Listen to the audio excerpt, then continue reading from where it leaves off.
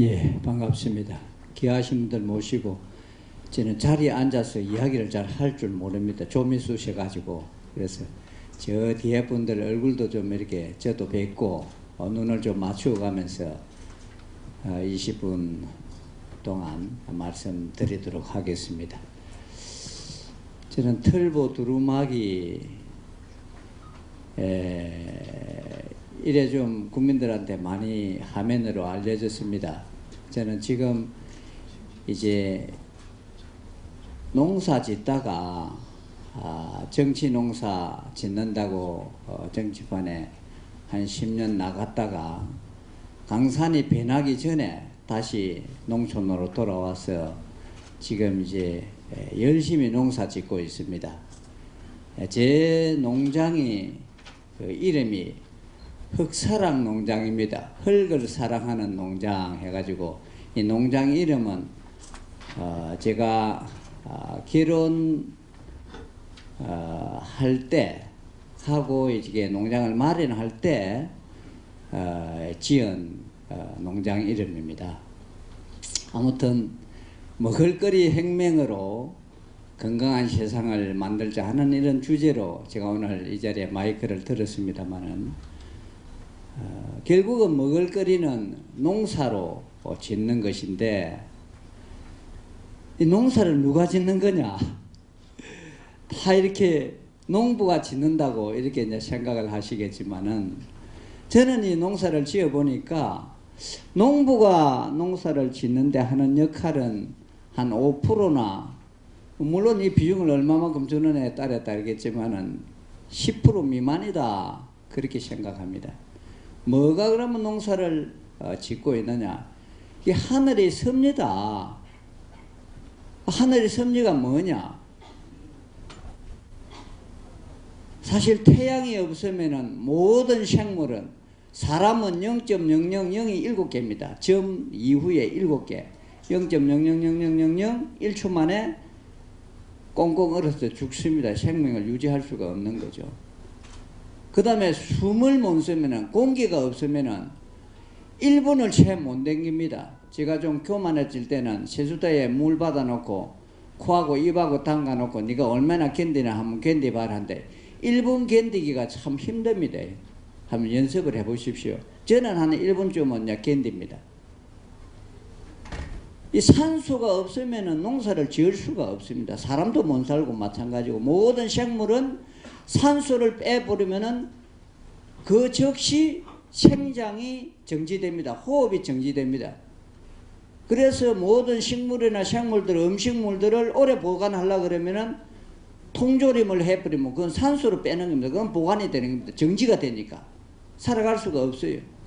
냉동을 시켜버리는 것은 온도를 빼버리니까 태양을 없애버리는 거거든요. 그 다음에 물이 있어야 또 호흡을 합니다. 이 물이 없으면은 농사를 지을 수가 없습니다.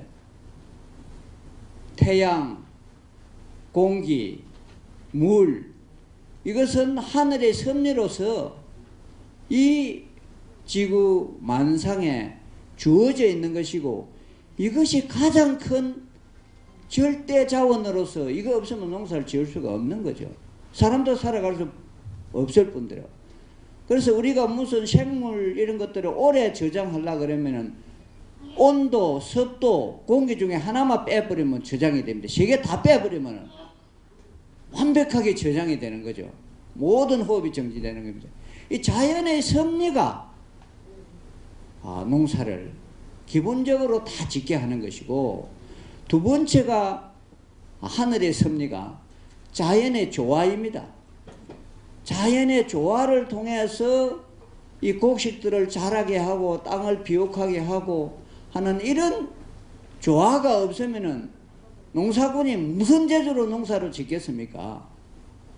태풍이 많이 불고 바람이 불고 폭우가 쏟아지고 하는 것은 우리한테 아주 안 좋은 것 같지만은 사실은 바다를 뒤비틀어서 정화시키는 거고 나무를 흔들어서 뿌리를 깊게 넓게 뻗치게 하는 그런 것들이죠.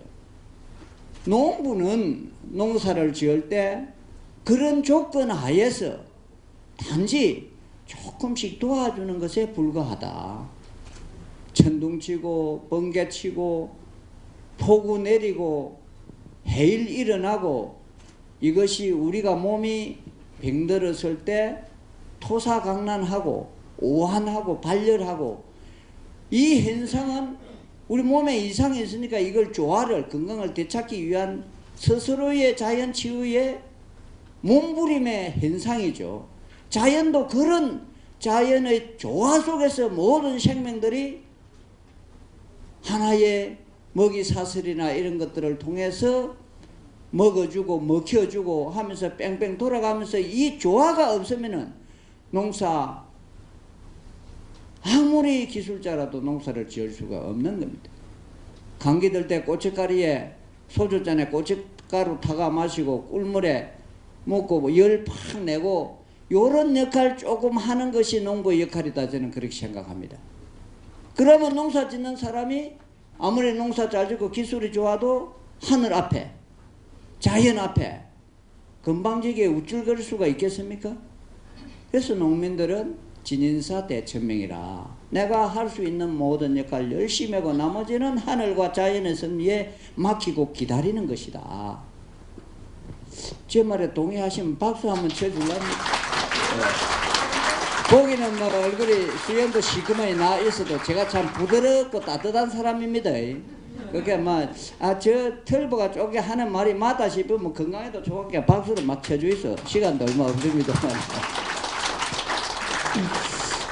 그런데 이제 농사에는 가장 핵심이 뭐냐? 이런 거는 기본 절대 자원으로서 이렇게 필요한 거지만 가장 흙입니다.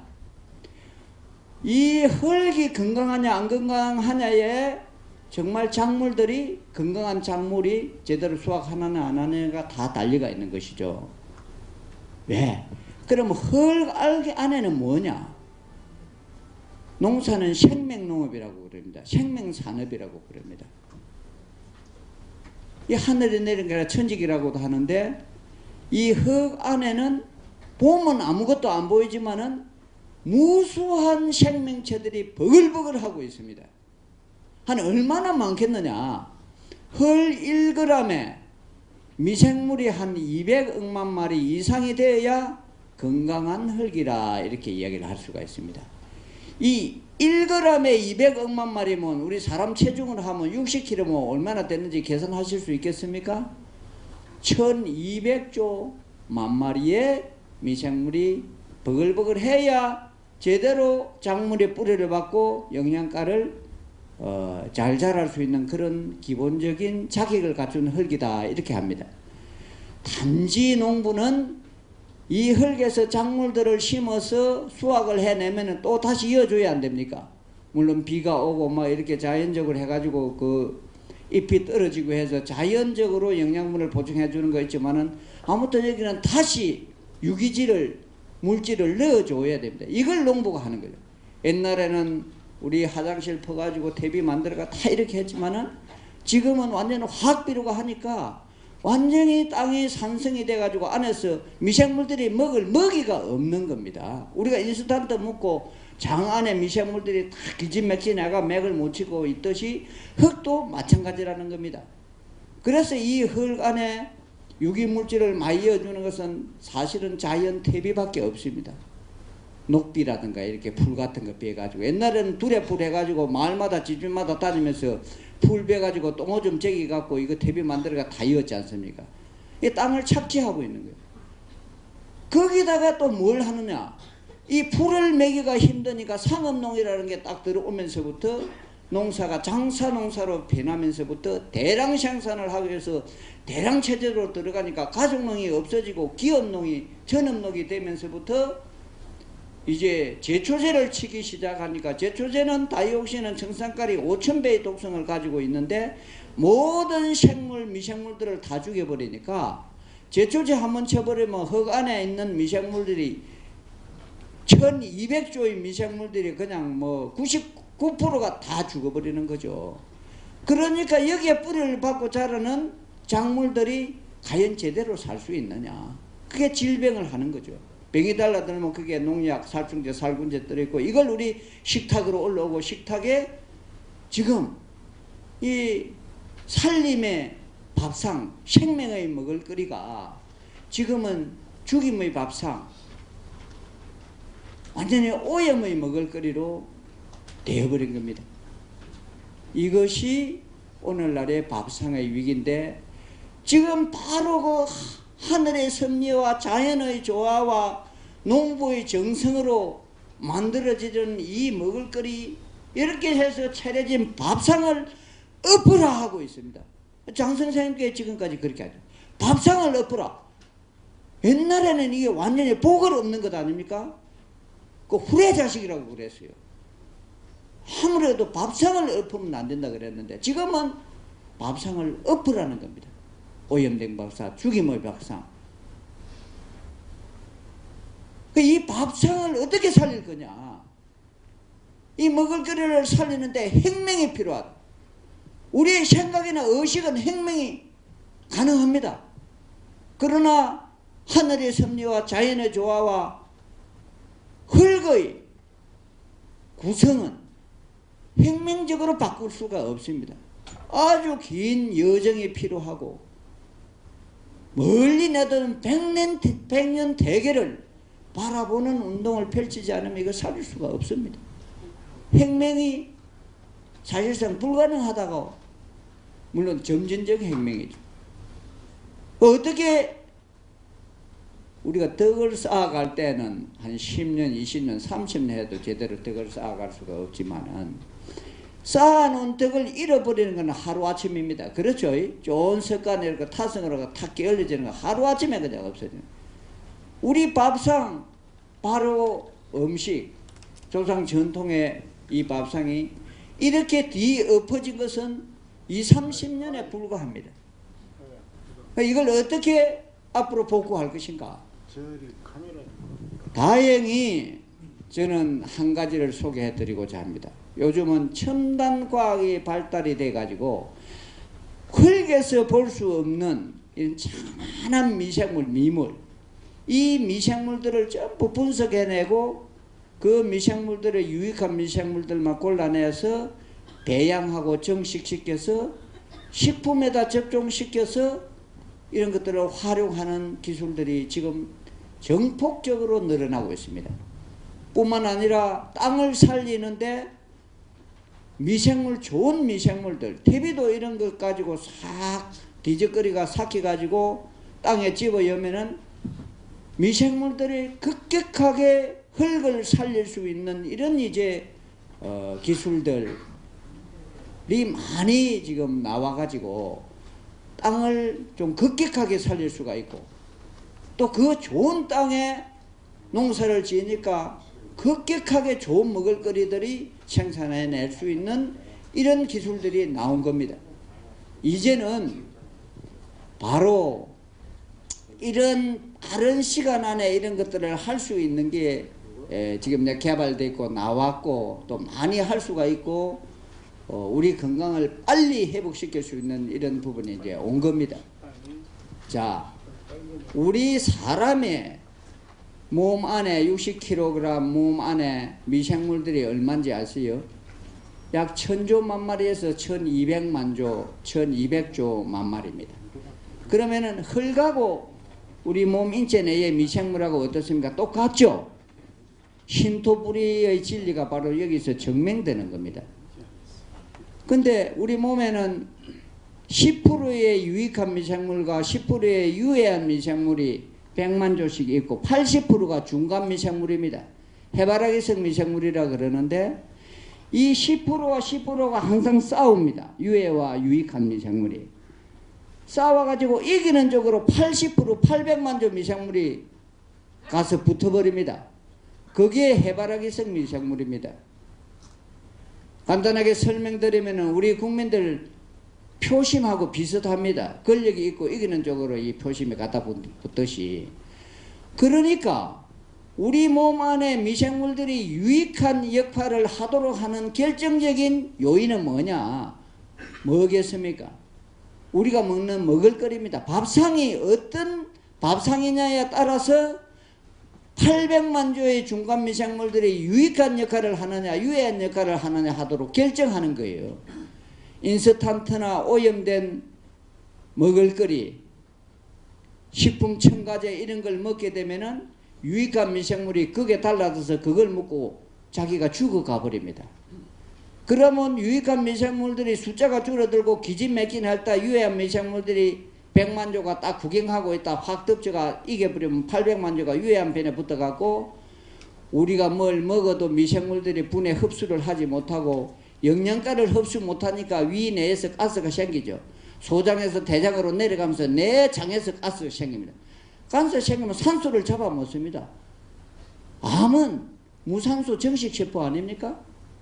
모든 것이 이런 것에서부터 질병이 건강이 악화되면서 건강이 나빠지는 거거든요. 그래서 먹을거리를 얼마나 좋은 먹을거리를 마련하느냐 안 하느냐가 우리 건강을 지키느냐 안 지키느냐 핵심적인 요인이 그게 있다는 말씀을 드립니다. 그래서 이제는 우리가 마음만 먹으면은 이런 농사도 지을 수 있고 우리의 건강을 바로 살릴 수가 있다는 겁니다. 이게 지금까지 흙이 한번 죽으면은 이 흙을 살리는데 제초제 한번 제가 흙을 한번 미생물을 싹 죽이고 나면은 살려내는데 9년이라는 세월이 필요합니다. 지금도 유기 인정제는 3년이 돼야 겨우 정부가 인정해 줍니다. 그래도 다 안 살아나요. 근데 지금은 이런 미생물 분야의 개척들이 활발하게 일어났기 때문에 혁명적으로 농사를 지을 수 있고 혁명적으로 우리 밥상, 먹을거리를 살려낼 수 있다. 그런 희망적인 말씀을 제가 드릴 수가 있는 겁니다. 이때도 박수를 한번 또 쳐주세요. 제가 그런 농사를 지금 내 손 한번 보이시죠. 오늘 온다고 비누도 세서 안 쓰다가 쑤시러가 비누질 빡빡해가 아침에 손도 깎고 탁 이래가 왔습니다. 제가 가수원에 매실농사 가수원에 풀을 안 뺍니다. 수확할 때 한 번 딱 뺍니다. 온갖 풀들이 내뿜는 진액, 향기, 속삭임 그리고 그 풀들 속에 모여드는 곤충과 세균들 이런 것들이 어마어마하게 그 풀 속에 자연 속에 달라듭니다. 그러면은 진딧물이든 병충해든 균이든 병이든 이런 것들이 달라들면은 바로 그 자리에서 온갖 벌레와 천적들이 있기 때문에 조금만 숫자가 많아지면은 천적들이 달라들어서 그걸 싹 정리해 줍니다. 고추 농사도 마찬가지고요. 제가 아주 그런 농사를 보면서 이 자연에서 깨달음이 내가 아마 50년을 가부좌 펴고 합장하고 앉아 있어도 그런 깨달음을 얻겠나 싶을 정도로 요새 참말로 행복합니다. 네. 그러니까 이게 자연 상생의 이 조화가 얼마나 신비롭고 위대한 것인지 우리가 약치고 뭐치고 친환경제 이런 거 칠 필요도 없어요. 저는 아무것도 안 칩니다.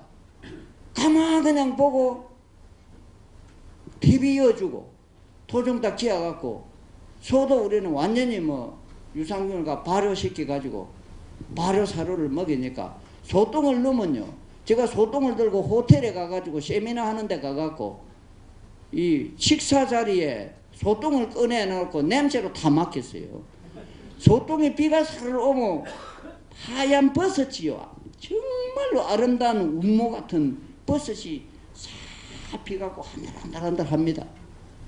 이런 농사, 이런 먹을거리 이걸 우리가 이제 혁명적으로 밥상을 살리고 건강을 살리고 이것만이 아니라 상생에서 농사가 상생입니다. 어느 하나 필요 없는 게 없어요. 벌레도. 군뱅이도 상처에 나면 그럼 다 빨아먹지 않습니까? 파리가 없으면 안 되죠.